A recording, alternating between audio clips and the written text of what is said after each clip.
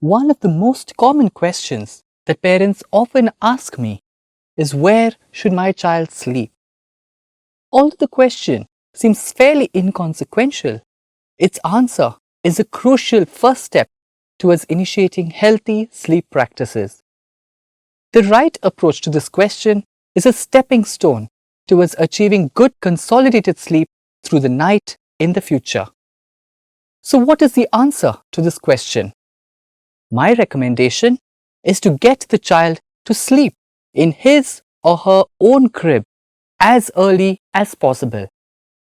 Sleeping in a crib should be encouraged from day one. So, as a first step, please buy a crib if you have not bought one already and encourage your child to sleep in it. The ultimate goal of sleep training a child is to achieve good consolidated sleep through the night.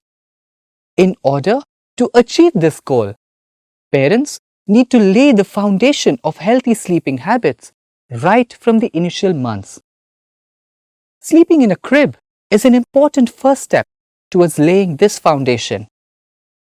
Sleeping in a crib offers a lot of benefits. Firstly, it is critical for the child to understand that the crib is his or her place to fall asleep. This understanding proves highly beneficial when the child grows older and needs to sleep independently. An older child will find it much easier to fall asleep independently if exposed to sleeping in a crib from the early days. Secondly, a child who sleeps in the same bed as the mother tends to end up using breastfeeding as a prop, and over time becomes dependent on it to fall asleep. While at this stage, it is essential to breastfeed your child to sleep. As your child grows older, he or she needs to learn to fall asleep independently without the help of breastfeeding.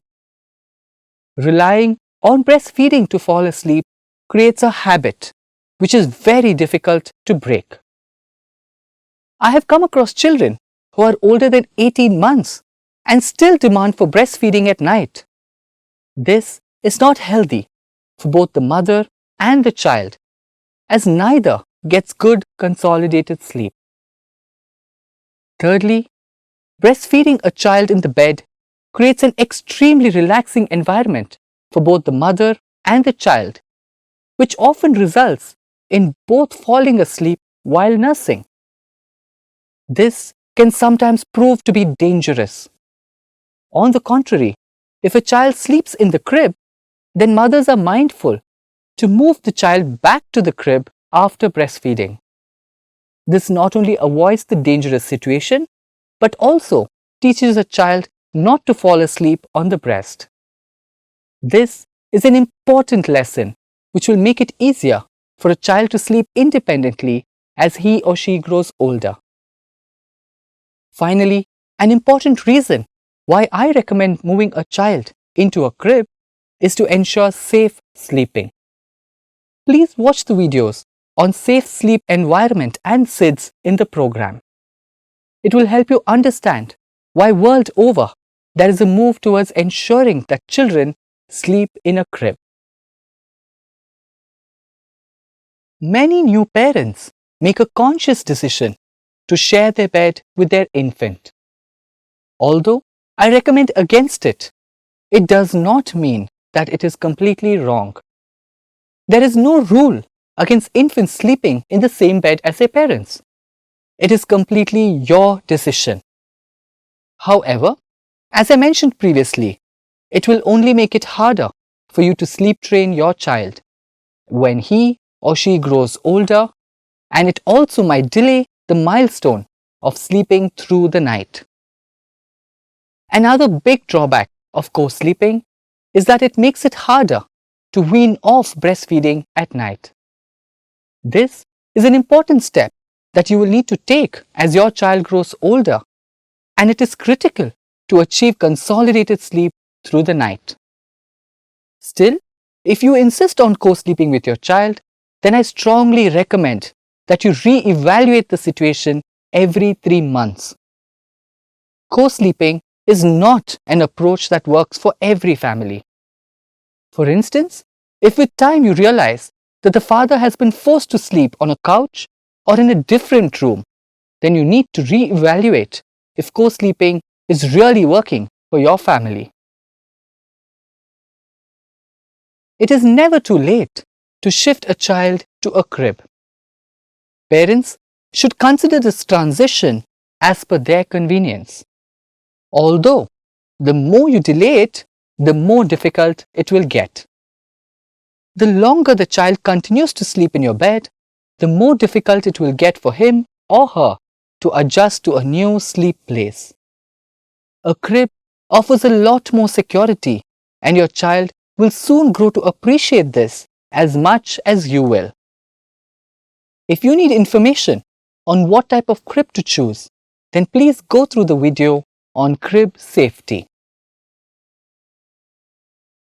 Parents often ask me whether a child should sleep in a separate room or in the same room as the parents.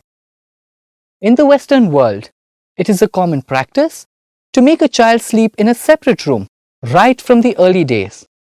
However, in our cultural upbringing in Asia, it is very difficult for parents to put their child into a separate room this early.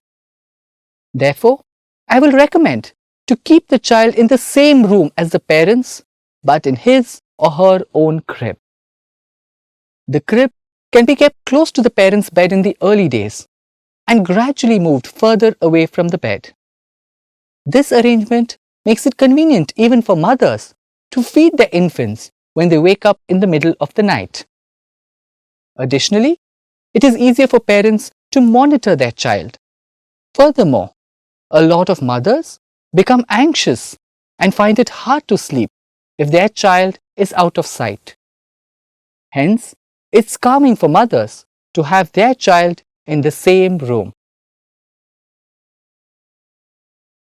So to conclude, the answer to an important question, where should my child sleep, is in his or her own crib, in the parent's room.